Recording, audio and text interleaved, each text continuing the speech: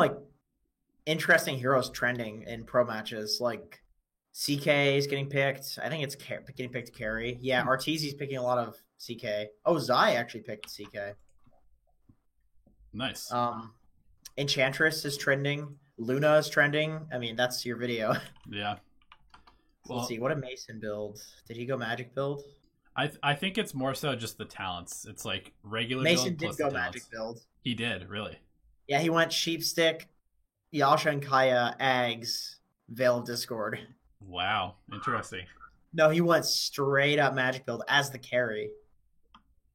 All right. Yeah, let's see. What did Eternal Envy do?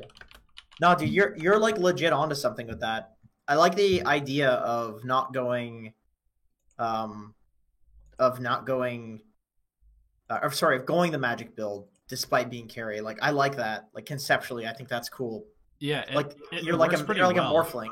Right, it works pretty well too because instead of having to wait until like 30 minutes to be strong, you're strong at like 15 minutes, and then you still have the ability to kill buildings fast because you're Luna. Honestly, have you played with Luna and like maxing glaives and shit? It feels awful. Like it feels bad. Mm-hmm.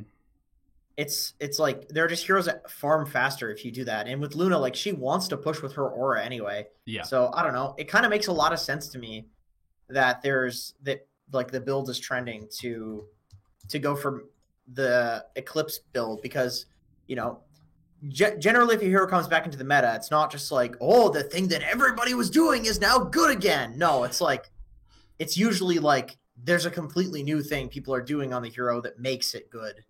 yeah, You know. yeah. 1 second, my webcam just died. Give me a second to fix it. You have a very strong, very nice, strong neck elevated. That's hilarious. Sweet. Tidehunter is kind of trending too. Interesting. Solar Crest, Vlad's. Interesting. I don't feel like Tide is that great. I don't know. Naga is trending.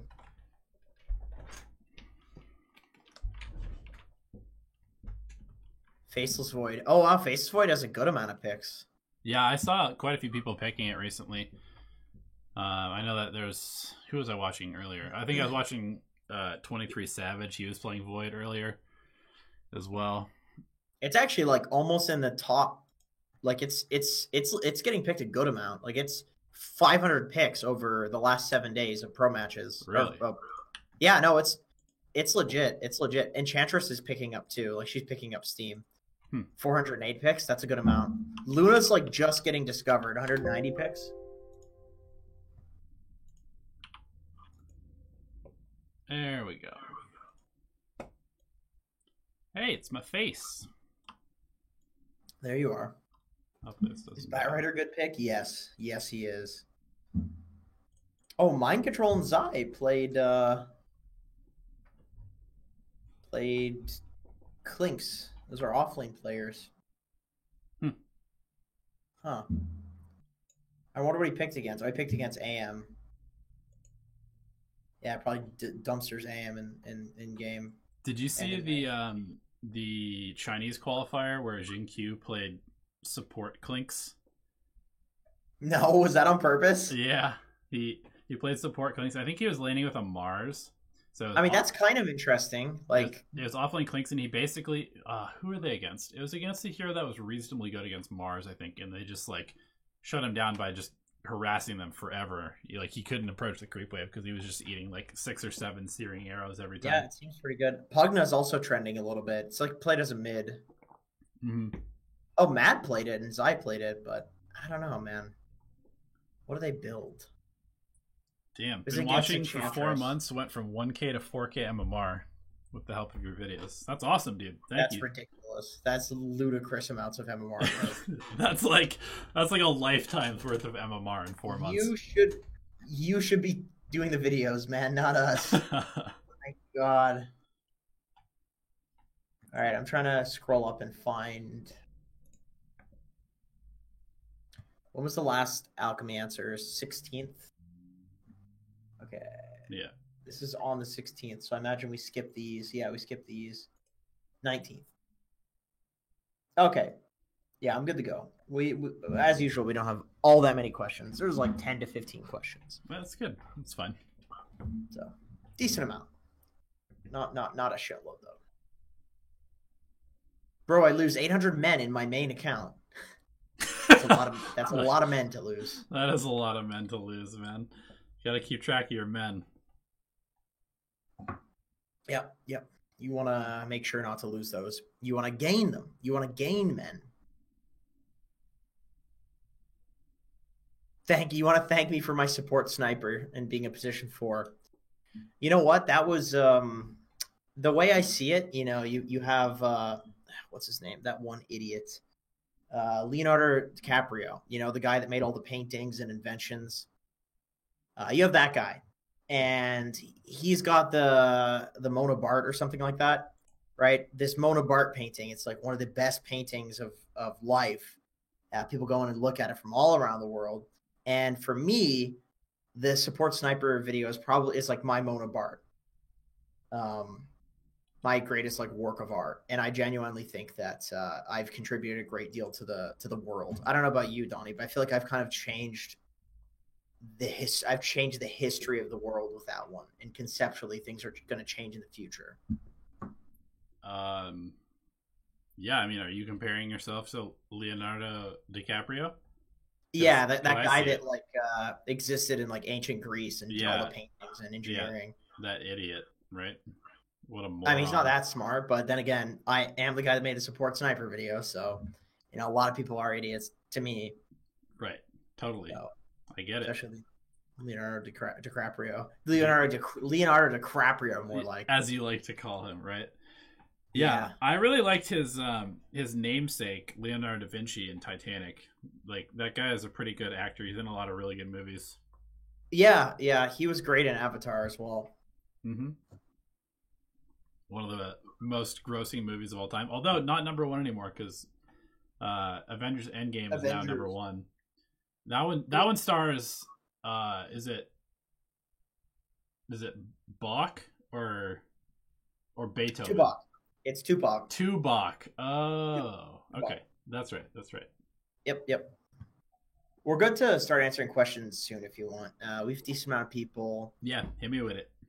There's a lot of like intellectual discussion going on in chat with the different things and you know, art and history of what we're talking about. It's good. So is the intro's done? Like we don't need to roll the intro. We're just good to go.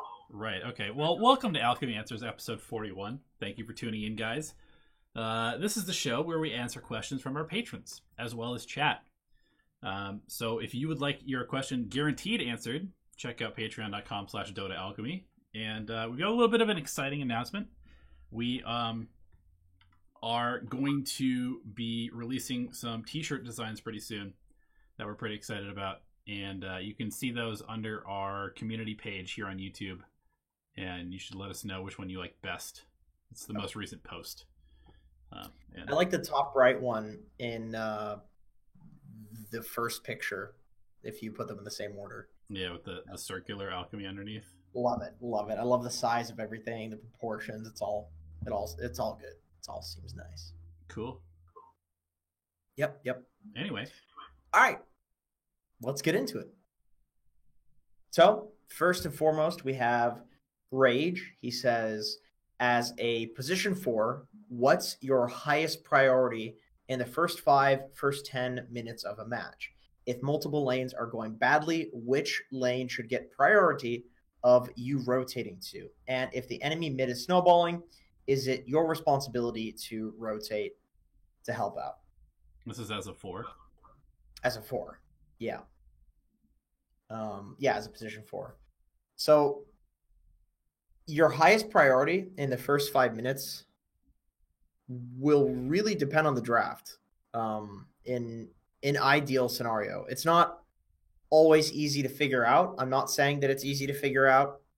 I know we're supposed to, you know, be telling you Dota things, but it's just saying that it's hard to figure out. But that's like what pros struggle with, is like choosing what lane is the best to help out. But sometimes it's fine to try lane if you have an idea that you think you can execute.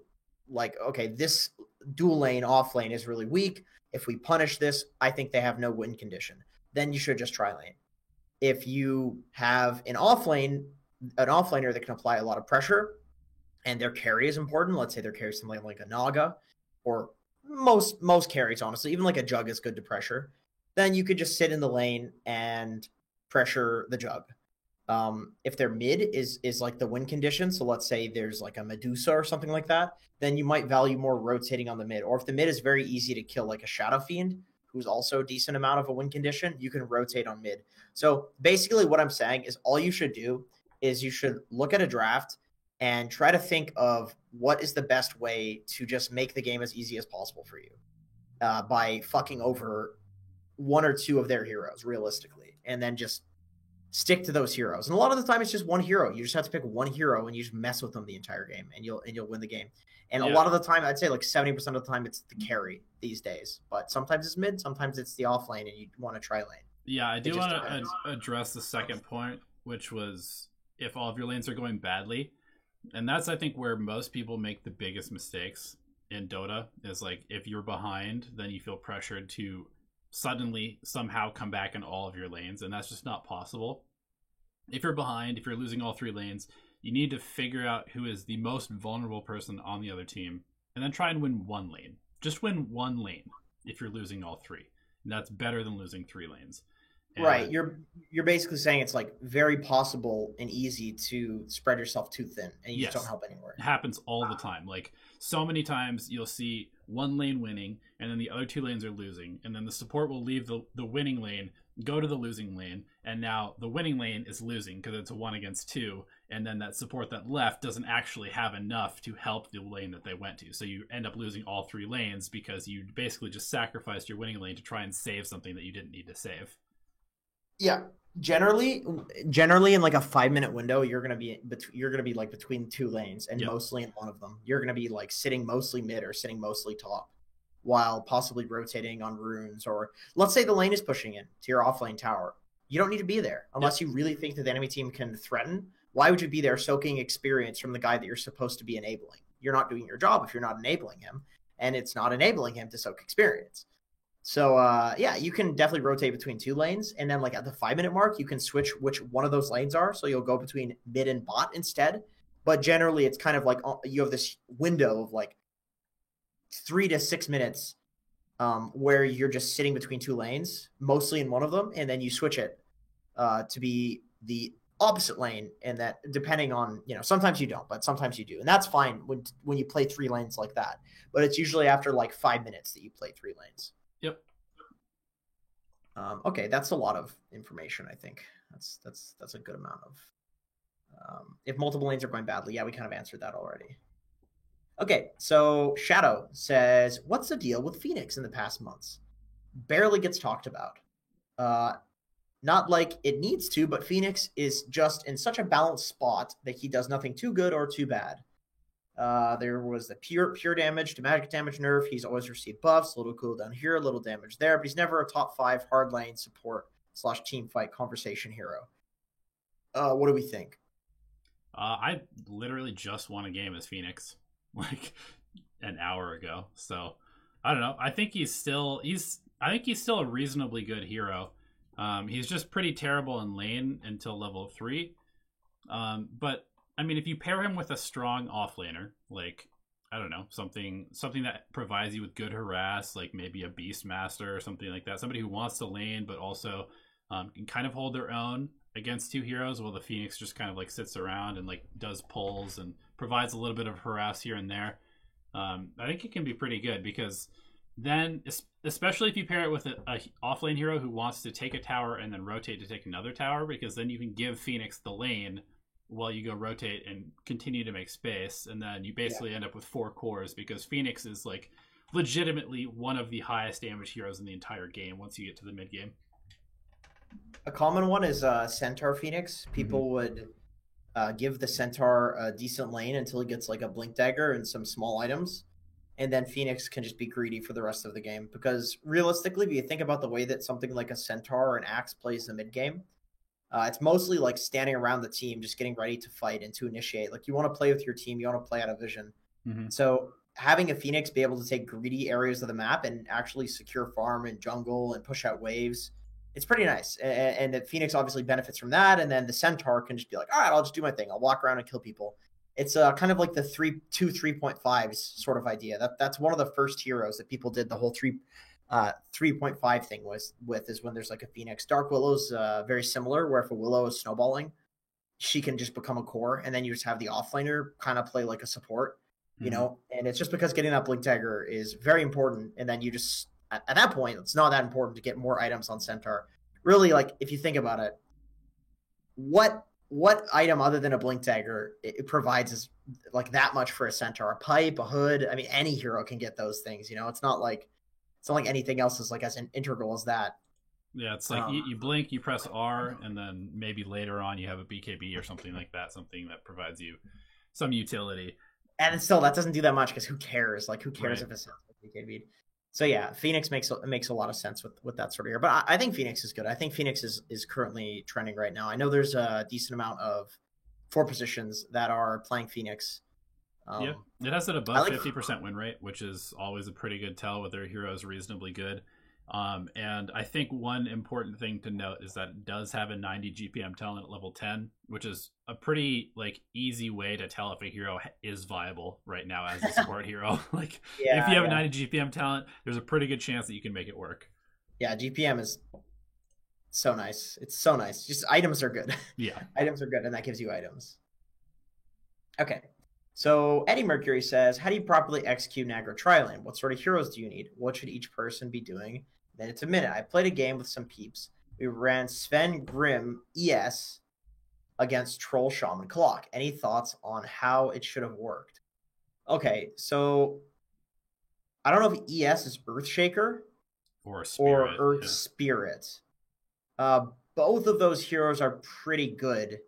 So the problem against Troll Shaman Clock is that Troll and Shaman are 2 ranged heroes, and with Sven Grim ES, you are 2 melee heroes, and then a Grimstroke who's really weak. So they could technically outtrade you guys. Yeah. But I think that you have a decent amount of kill threat on them. So, I mean, tri-lanes are basically just about who executes their buttons better. And if you have easier, but I think both of those tri-lanes are pretty good. Yeah. I think both of those tri-lanes are good. I think that basically you're looking for one person to step out of position and then like burst them to 20% HP or kill them. And then at that point, the lane is basically won because either they have to go regen or they leave the lane or something like that. And then that's all you really need. And if you can get to that point, then you just have one person pulling and the other 2 people play the or what would you think? What do you think? If you have a 3 against 2, do you keep it 3 against 2, or do you have one person pull and then do a 2-on-2? It depends on where the lane is shoved to. Like if you can kill them, you keep 3. Right. But if you're just not able to kill them at all, then you just there's no point in sitting there like double denying it. Nobody does that anymore. Right. I would also say like as another note, your Grimstroke should be taking range creep CS with Stroke of Fate. And likewise on their side, like Troll should be using his axes to get range creep CS. Like a lot of how tri-lanes are going is about like how you control like the first couple of waves and get as many last hits as possible. Because you can get like a couple of sticks before the enemy team has a stick, and then you have a stick in a tri-lane when the enemy tri-lane doesn't have a stick, you just win. Like tri-lanes are 100%, like tri-lane v tri-lane is 100% skill based. It's pure mechanics. That's not like normal laning. That's why aggro tri-laning is so dangerous, because like if you go aggro tri-lane, you fuck up, then you have to send your carry against an offlaner that was solo and they get owned, and then you send your offlaner against a tri-lane that won, and then they got that, and they pretty game losing to do that. It's really game losing unless you're guaranteed that your tri-lane is like significantly better than theirs. Right. Which I think Grim ES Sven is good for killing, but if you just play the harass game with them, you're fucked. Yeah. One other thing that you can try to do was this was an aggro tri-lane that they were playing? Yes. I kind of feel like maybe you just like immediately shove the first wave. Or maybe you immediately shove. You should definitely shove the wave at some point and side pull. because that's another way to like heavily win a tri lane is to just deny them a wave of Yeah, experience. definitely. You definitely want to pull as much as possible. It's like typical laning. You pull the lane back as much as possible, deny as much XP as possible, and deny as much as you can, last hit as much as you can. You want to get like these slight leads, so that way it's easier to play later. But I would say like you shouldn't aggro tri lane unless there's some other matchup that you're trying to win by aggro tri laning, or you are like guaranteed to win the aggro tri lane. Like there has to be a specific purpose for aggro laning, otherwise it's incredibly risky and people don't normally do it. Like you can aggro lane if you're getting like a Batrider versus Centaur matchup in one of the other lanes, because then it's like, okay, you can just go even in the lane, kind of get your Sven like a little bit fucked on CS. Troll will get fucked as well, but then you have a Bat versus a Centaur, so you just need to like do what you can to survive the lane. Like you only do it if you're guaranteed to win another lane, because the aggro tri lane is absolutely no guarantee most of the time. Anyway, so Ju says, J00, how can you get items that require the main shop to yourself in the side lanes in lower brackets when your supports don't even know or think how to bring you items? I feel like I can't use the courier until 3+ minutes into the game, yet having things like Ring of Bassi or Wraith Bands or whatever is very important for securing the lane. I disagree that it's that important. I think you should focus on buying stuff from the side shop, like as much as possible. I mean, number one, show up to lane with more regen. If you're running out of regen in the first 3 minutes, then you have a regen problem, or you're playing like way too aggressively. So I don't think you should be remotely close to running out of regen until like 4 or 5 minutes into the lane. At that point, you should be able to get the courier. Yeah, exactly. I don't think that you should need to use the courier at like 3 minutes. Yeah. Like one side lane can maybe use the courier. No, until 3 minutes, you honestly shouldn't use the courier unless it's within that period where your mid has literally just used the courier to send out something. But other than that, you shouldn't have to. And you should just focus on buying more shit from the side shop. Buy chainmails, buy boots, buy stick, buy quelling blade. Like, I find it shocking that in 3 minutes you farm more than boots, stick, quelling blade, chainmail. Yeah, exactly. Like that's really good farm, dude. That's really good farm if you're out farming that in 3 minutes. And all three of those items are amazing. They're amazing for winning the lane. All three of those. Correct. And like a lot of carries want to go. I'm assuming, I'm not sure if you're carry, but it doesn't matter. Carry off lane. If you look at any offlaner play right now, the 3 items they put in their quick buy every time: boots, stick, QB, and they always buy them. And they always buy the QB first, then the stick, then the boots. Sometimes boots first if they need the boots more. But that's so much gold. And then at that point, you can get the side shop items. Also, you can, the regular shop items. You can also buy like, bottle at the secret shop to give you a little bit of extra regen. Chainmail, Ring of Protection, which builds into your Bassi. So yeah, you're not going to have a Bassi at 3 minutes, but who cares? Because you still have the armor component of it, where Ring of Protection's available in the side shop. Right. There's a lot of good stuff in the side shop, and you want to use it. Like in my opinion, a lot of offlaners are viable only because chainmail and Ring of Protection are available in the side shop. That's how good those items are, like efficiency wise. Yeah. There's one other thing. Oh yeah. Okay. So I really think that there is kind of like a very special science to figuring out the correct item build on heroes, and you'll see like the pros have really figured out, okay, if I can buy this chainmail here, then I don't have to use the courier later, and it gives me an effective HP boost of like maybe 17 extra %, which is pretty important for these early parts of the laning stage. I mean, certain heroes, that's enough to keep them alive where they would otherwise die. Like if there wasn't Ring of Protection chainmail in the side shop, you literally couldn't play Pudge offlane. It wouldn't work. Right. Like going Ring of Protection protects you for level 1, and then going chainmail protects you from like level 2 to 4. And then once you have the second point and Flesh Heap and all that armor, you're unkillable. Yep. But if you don't have that armor, you're very killable by most heroes. It's all a game of math. That's all it is. It's a game of math. And those items are mathematically very effective. Yep. Okay. Scrolling down. Enigma's Flame, explaining things.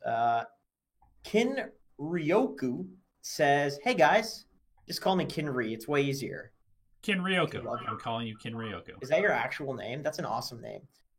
Question for Alchemy Answers. Often I find myself in the situation where we want to fight mid to late game, but then we don't really know what to do. Normally, I would say just go push mid until somebody buys back, but of course, there's always the option of taking Roshan because they missed some key heroes. In general, what is the way to go? Go for Roshan or go for the push and wait for buyback and then do Roshan later. Of course, it depends on the game and heroes, but I thought maybe there's a general rule of thumb. Okay, so I would say that the general rule of thumb is to it depends on what rating you're at because like a lot of people in the lower brackets are really terrible at high grounding and they'll just lose if you go high ground and somebody buys back.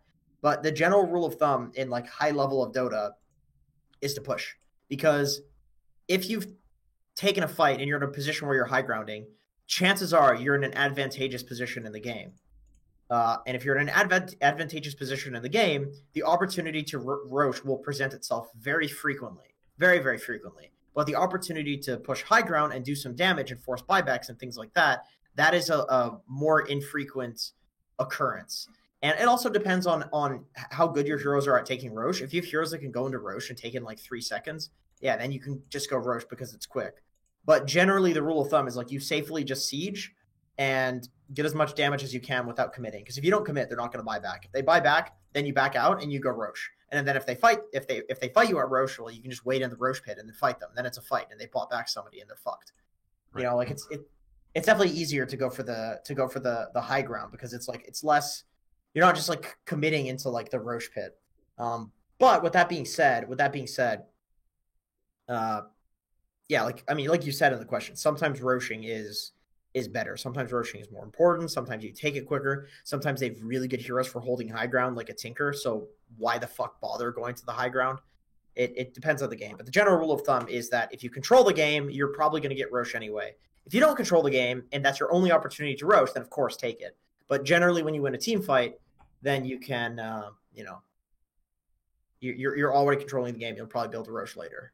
Yeah, and it's okay to test. Like, if you're not totally sure, you should at least try to get something aggressive. But if it seems like it's, like, maybe you think you're strong enough to push, but then you realize you're up against, like, an Elder Titan and a Caudle or something like that. Like, you kill everybody else, but there's an Elder Titan Caudle, and it's just not going to be very fast to take their tier 3 when you could just take Rosh, and then once you've caught the Elder Titan or the Caudle out, then you can actually push afterwards. Right, exactly. Once again, I hate to say this, but like it really depends on the game, and this is kind of tangential, but I've been saying a lot about this. I've been saying this a lot in coaching lately, where I genuinely believe that what we're all doing right now, which is sitting in a chat together, a stream together, talking about Dota and what the best way to do this is, what the best way to do that is, it doesn't give you rules. It's like clear. It's like writing all of your thoughts down on a whiteboard, where it doesn't necessarily make your thoughts any less confusing, and it doesn't make your life any less busy, but it still feels good to do it. And that's because it's a confidence exercise. It's something that makes you feel like you have the tools to deal with what happens in the future. And that's what I see this as, is that you should not look for a flow chart of like how to lay out Dota, but then you also kind of can, and it's okay, but not because it actually helps, but because it's a confidence exercise. It helps you learn to think about it too. Like, we're basically practicing how to think about Dota, and that's what's actually important. Right. Not right the now information. We're all practicing. Exactly. It's just practice for when the decision comes, you will have more ideas that will influence your decision.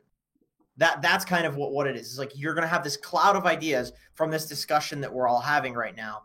And I'm going to have a more cloud of ideas from like, putting this idea out there of ideas, like fucking mesh of ideas and shit. But like those ideas are never going to replicate themselves in a future game. It's just that they will influence my decisions. And the more information that you can have and the more concepts you can internalize, the better your decision making will be. It's just that nothing is going to really repeat itself in a Dota game. Not exactly. Yep. Okay, Loeval says, for Q&A, how many times the support sits in trees recharging mana with a clarity while the carry takes harass in the lane? When should support leave lane back to base to get mana filled up? and when rather stay right-click harassing at lane. When to shrine when out of mana? Is it sometimes wise to use it alone?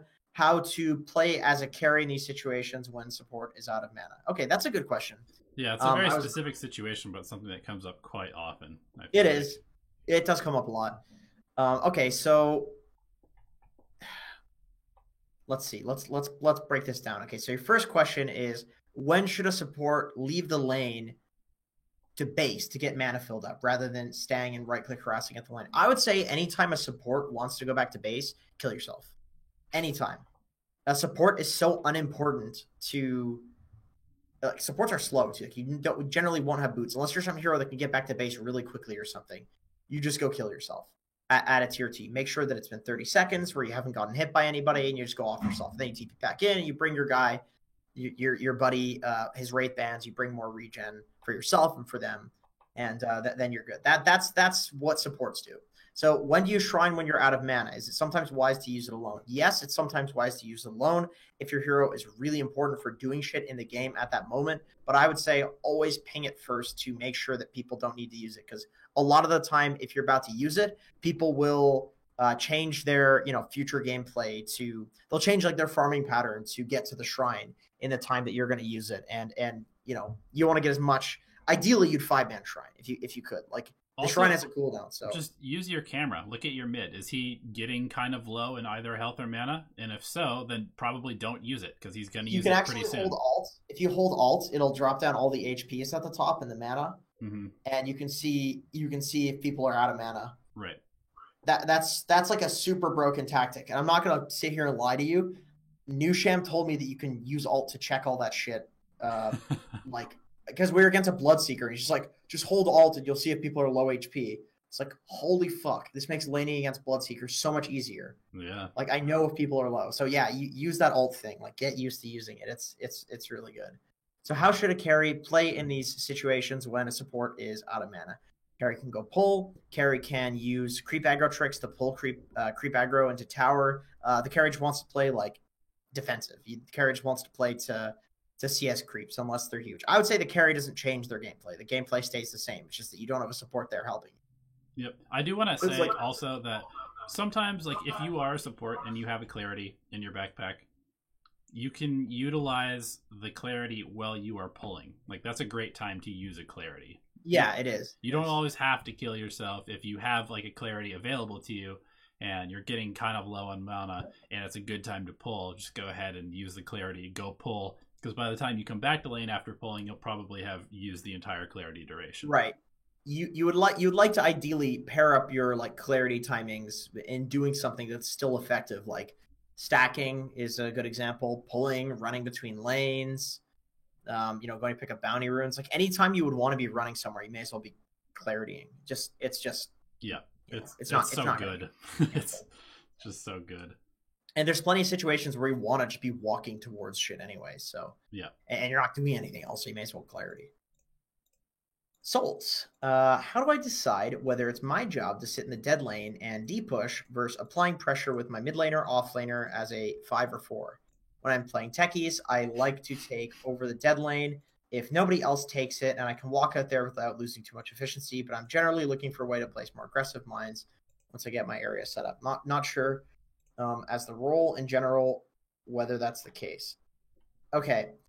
That's a relatively complicated question, to be completely honest with you. And I know that I've said that to like a dozen things here, but what you're talking about is a question of when to implement, like looking at the anime draft, looking at your draft, like when to implement that strategy, which in Dota right now, there aren't that many like strats.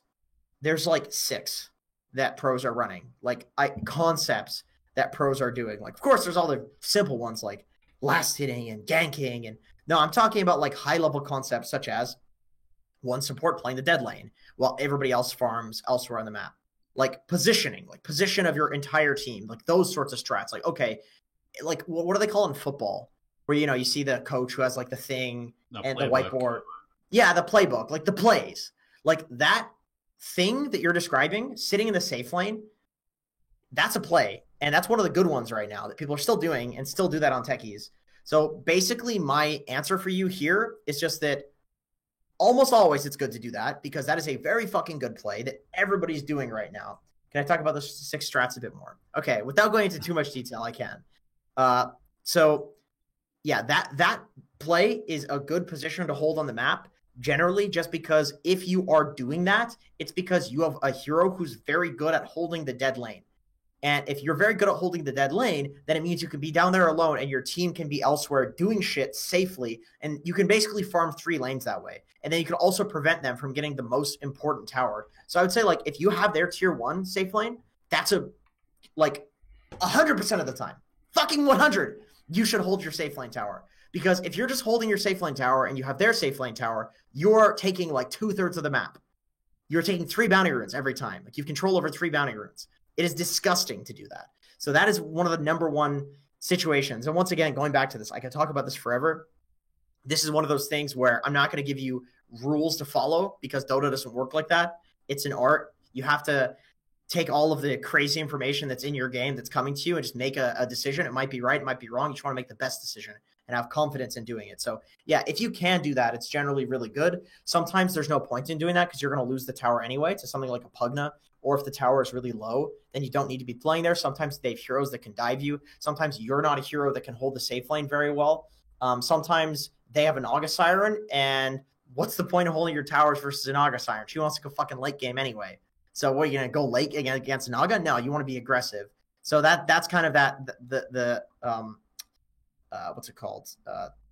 Constraints. Those are kind of the like ideas that you want to think about when making a decision like that. So those 6 strats, like when I'm talking about like strats or plays, there's like, holding a high ground, defending a ward, sitting in the Roche pit and like baiting a fight without actually taking Roche and setting wards up like preemptively for that. That's the secret play. It's like secret's number 1. Moving into your own jungle on a ward that you placed when you were swinging out of that area in the first place after holding a high ground. So the enemy team's really pushing in 2 lanes and then smoking to the 1 lane that's shoved in.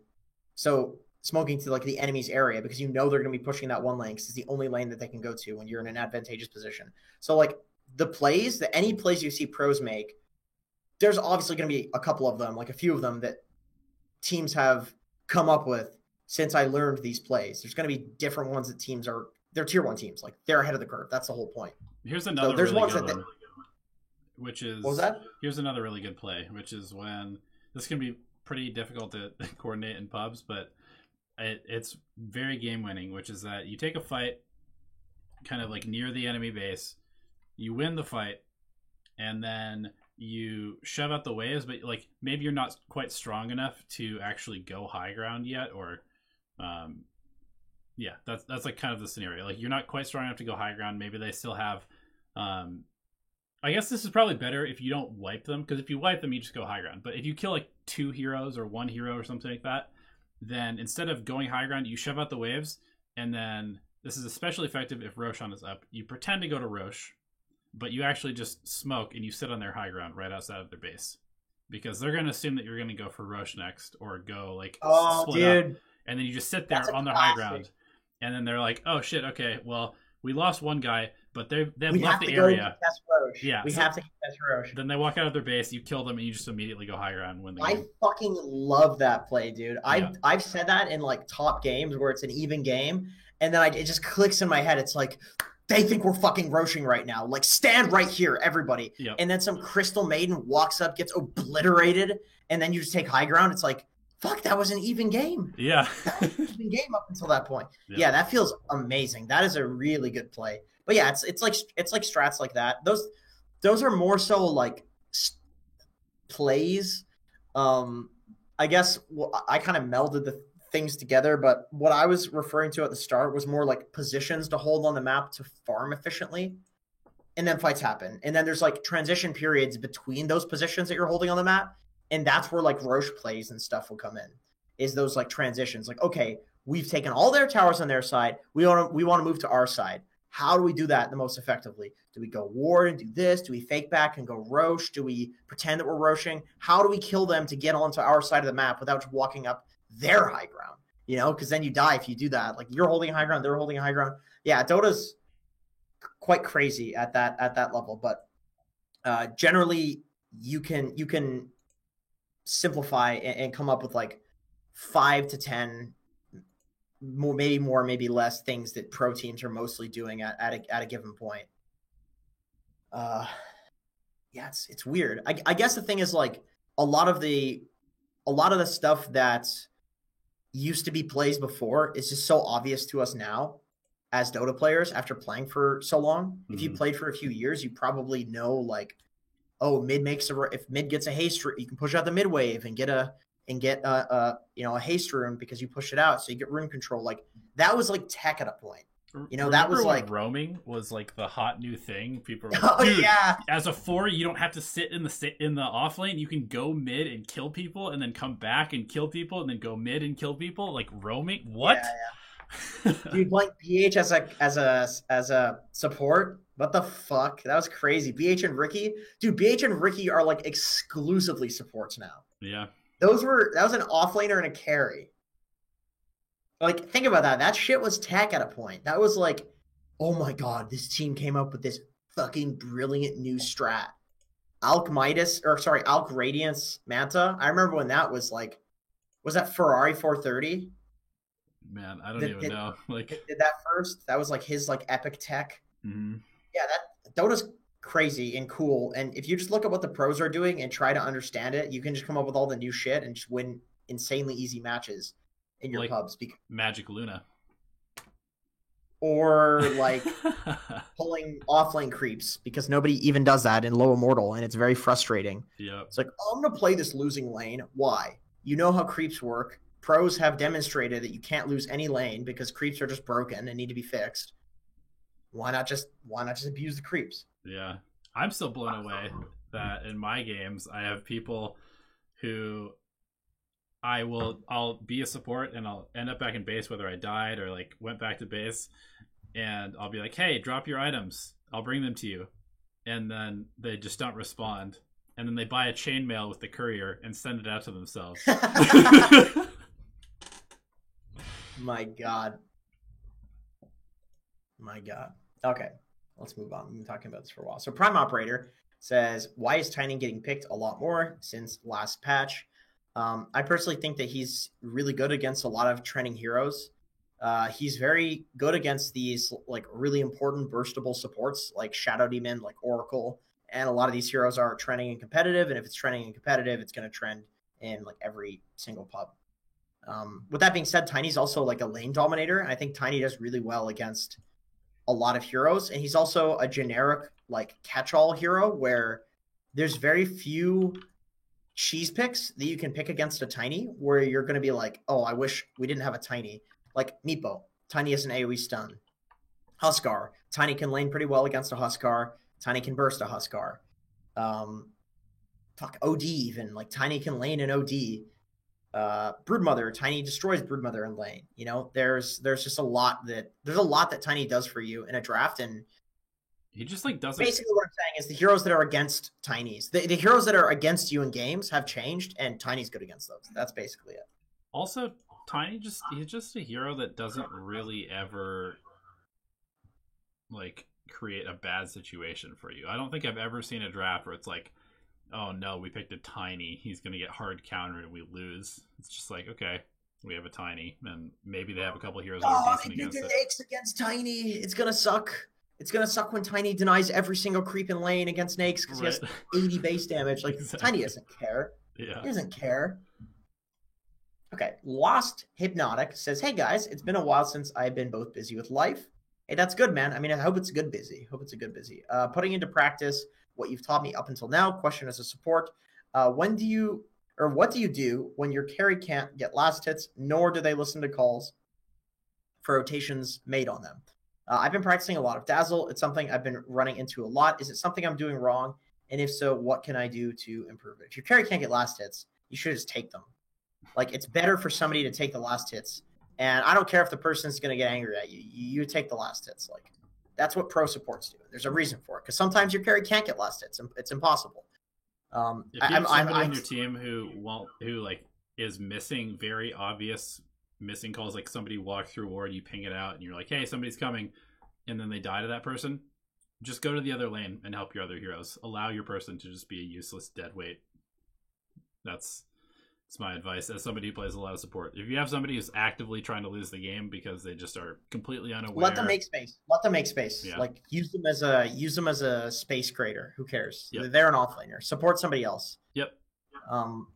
Yeah. I was kind of thinking like if you mean they're just bad at CSing because they're idiots or maybe like they're just being belligerent, then yeah, just support somebody else. But if it's a lane where it's just really hard, you want to like shove the lane and then take CS while you can. With Dazzle, like you'd use the heal bomb. Yep. And then pull, and then when it's under tower, you let the carry take CS. Just constantly shove the lane and pull, and then the carry will get occasional CS under the tower. The lane should never be just stagnant in a position if you want to get CS on your carry. That should never happen. Yep. So, yeah, that's about it. I also don't think Dazzle's a good 5. Like a lot of these heroes that you guys are questioning in here, they're not good heroes. And just being brutally honest, you're not going to gain MMR playing like dog shit heroes. That's not going to happen. That's not what pros do. Pros pick broken shit. Like the meta shifts. If Enchantress is a really good hero and everybody's picking it, and it's in half of the games of Dota, you can't just go picking like heroes that get shit on by Enchantress all the time.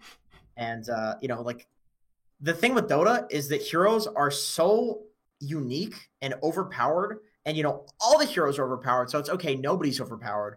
But that still means that if you're playing a hero that is countered in the game, you can be so fucking useless. It's unbelievable. You could be really good at the game and still look like you have no idea what you're doing if you're hard countered in a game. Like, legitimately, I have seen games where the best player by several 100 or even 1,000 MMR is playing a matchup where they are hard countered and they just get fucking destroyed by people who are way worse than them. The amount of Kunkas destroying invokers that I've seen since the invoker persona, it's just disgusting. You have these really good invokers.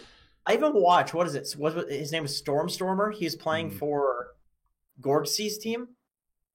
And he's a big invoker player. He's like a platinum 25 invoker top 100 EU player, right? This guy's 8K. He's a fucking god. And he got first phased invoker and they just kunka'd.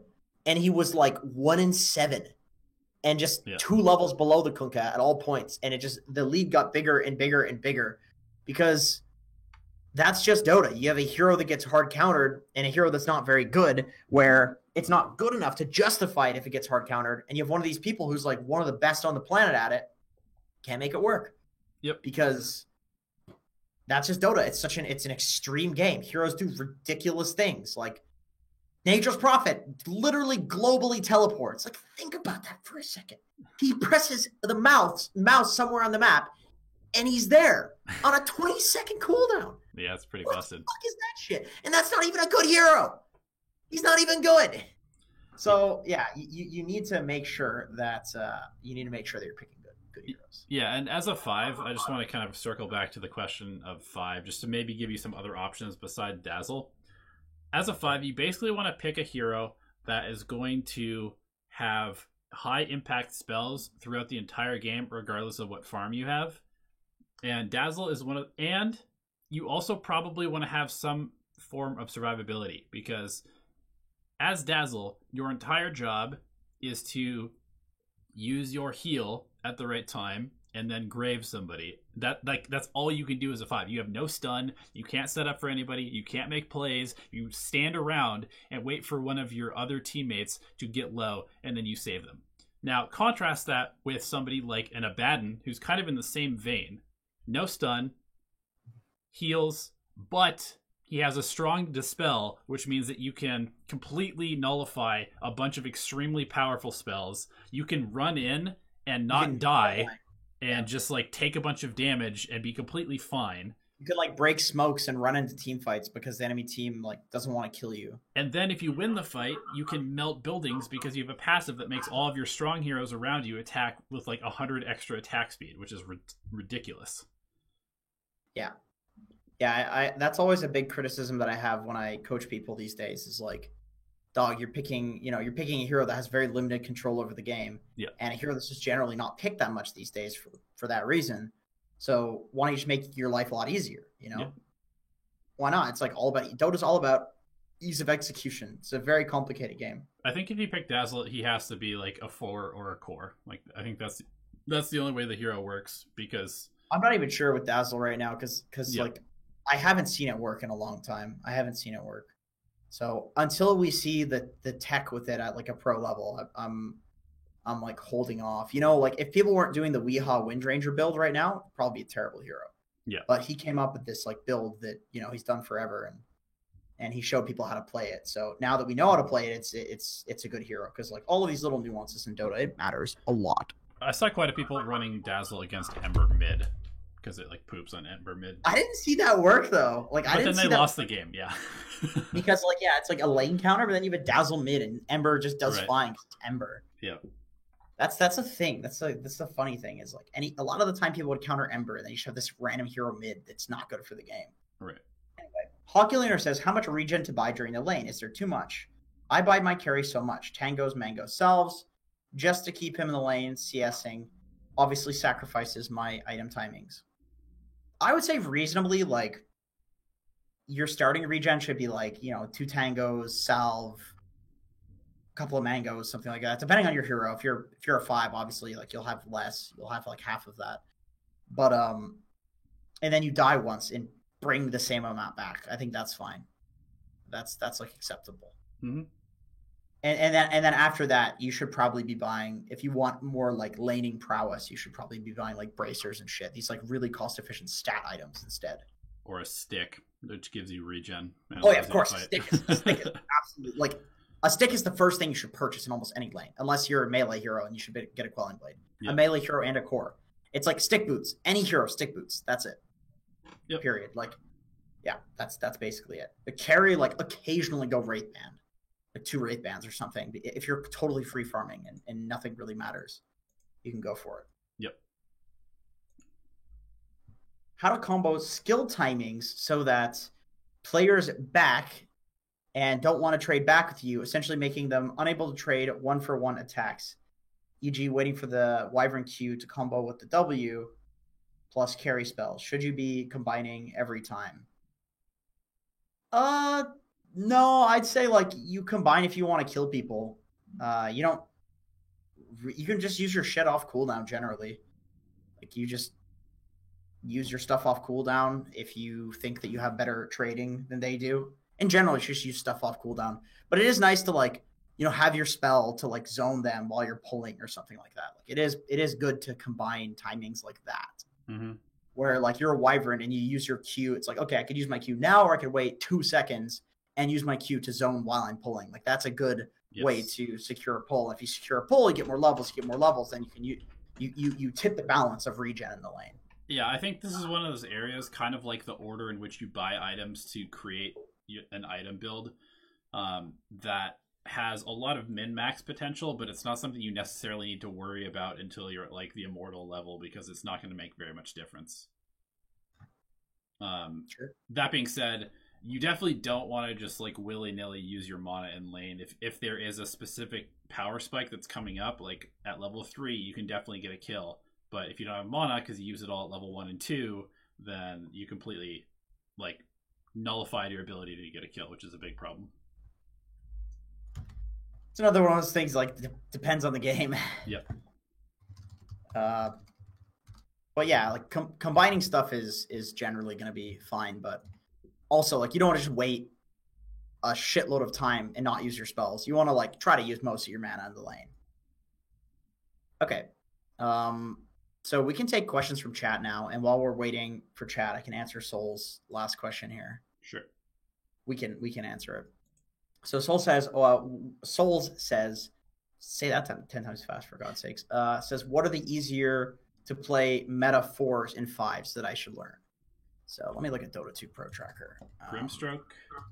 Yeah, Grimstroke's really good. Grim's been good for a while, although he's kind of trending downward a little bit. But Earthshaker is possibly the best 4 right now. Earthshaker and Rubik are both really good, but Rubik's hard. Earthshaker's easy. Shadow Shaman is fucking amazing on 5 and 4. Yep. Treant, Ancient Apparition. Treant is trending. AA is trending upward. They're not like top picks. Spirit Ooh, Breakers. Dan, do you know Sky has a 55% win rate? What? Really? Yeah. Mind Control played it. What? It's super fast. I feel like any really fast hero has potential in the offlane because you can just avoid harass. Yeah, Mind Control played, I think, mid. Yeah, okay. I'd say that Willow is... If you're good with Willow, it's a hero that you can pull off right now. Willow's good right now. Yeah, Willow's strong right now. I'm kind of surprised that Warlock has fallen off, but it's still definitely a very good hero.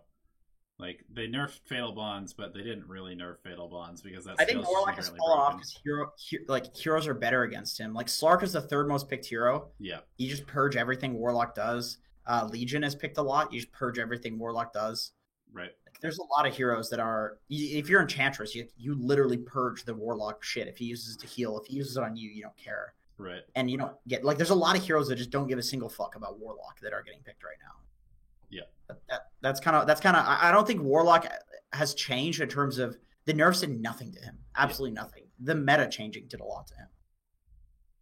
All right. So speed watch chat. or speed speed round for chat. Speed round. Yeah. Okay. Is Sky good this patch? Yes, Sky is good. 55% win rate pro games.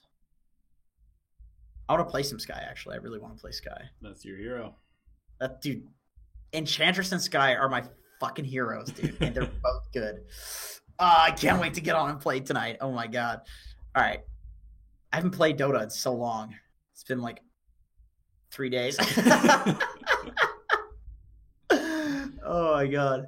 When do you want to shave the beards, man? Change is good. Can you see my beard on camera? Is it visible? I don't shave my beard because this is basically where it grows on my face. It's very patchy elsewhere, but this grows in like less than 24 hours, and so it's just way more of a hassle to shave it every single day, and I don't like shaving very much, so I just let it grow out and keep it trimmed. Ellie told me that I look really sexy with a little bit of scruff, so like I took that to heart. Yeah, also my fiance likes my beard, so. Oh, cool. Okay. Yeah, I did. It's like a nice confidence boost. Well, I stream Jenkins. Yes, twitch.tv/420Jenkins. Go follow it now. So after this stream, you can watch me stream some 7.2K pubs. Undying. Love that hero. I've sort of figured out how to play him to be effective in pubs, and I won 10 straight games on it before losing my last 2, but I definitely think the hero's really good. Here's the thing.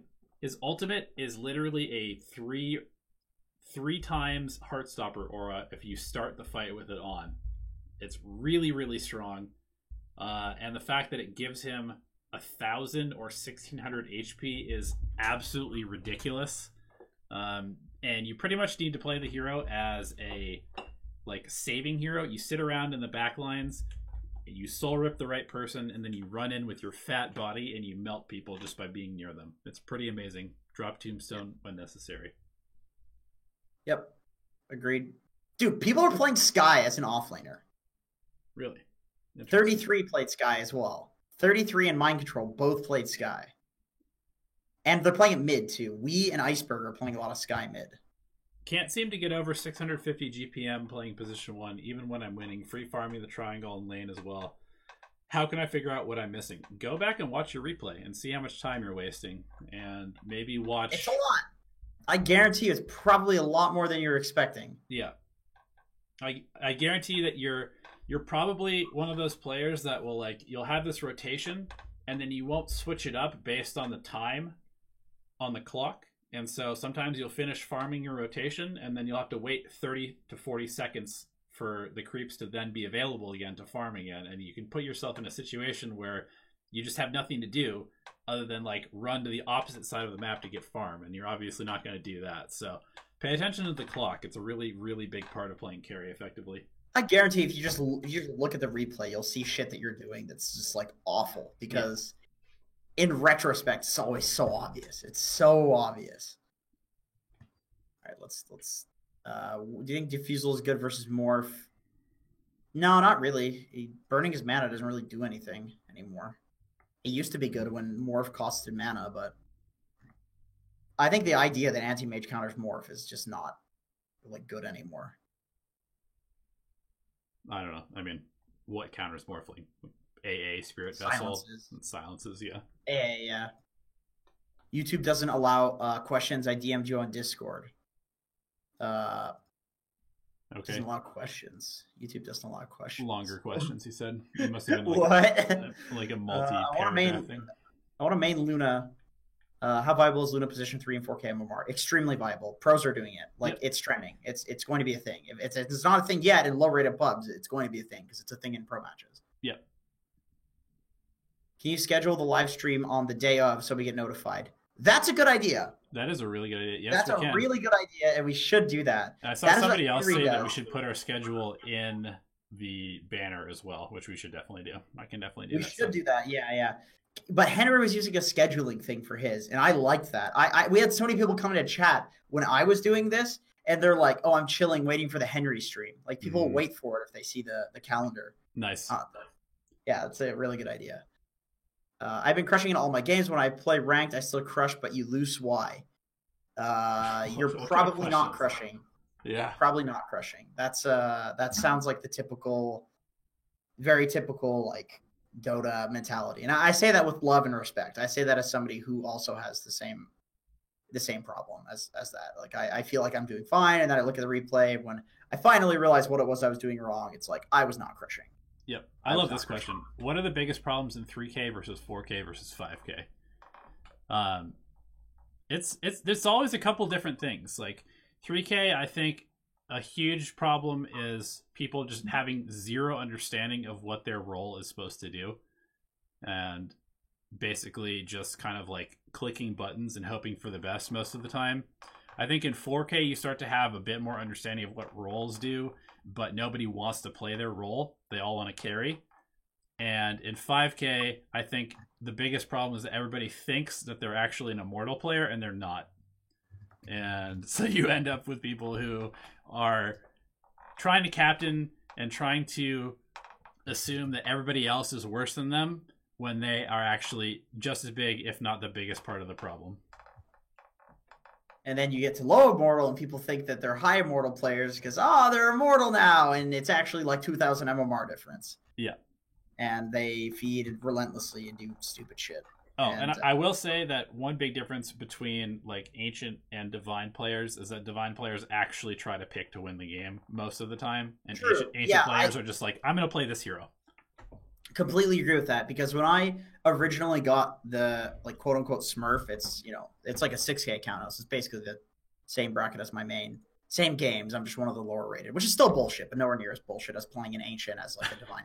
You know what I mean? Anyway, I could say that like when I first got it and I was climbing out of the Ancient bracket, it was like I could just pick Necrophos and nobody would fucking counterpick me. And it's like, why? Why am I allowed to have this free game? Yeah. And then I would start doing that in like the lower Immortal bracket. And I pick Necro and instantly like jug Pugna. It's like, fuck, my game is ruined. Now I can't carry. Yeah. I have to rely on my team to carry. Oh, my team can't carry. Now I'm losing. Yep. Picking is a huge part of the game. Huge. Yeah. Does Dota get less toxic at 5K? No, it gets less toxic based on your behavior score, and that's about it. Yeah. Yeah. It's a rough one out there. It's definitely a rough one out there. All right, let's take 3 more questions real quick. Okay. What do you think of Pugna right now? I'm boosting some accounts with him. I feel like he's really strong. Tell me, guys. Notice Senpai. I think Pugna is good. It's trending. Pros are picking it a decent amount. People are experimenting with it, mostly on mid and off lane. It's a tempo hero, so it seems pretty good for boosting. Does it make sense to focus on only one part of the game when improving and ignoring a lot of the other game's aspects? Fucking yes, so much. Yep. Yes, I'm so glad you asked that question. I always say that to people after coaching, and sometimes I'm not sure if they get it or not.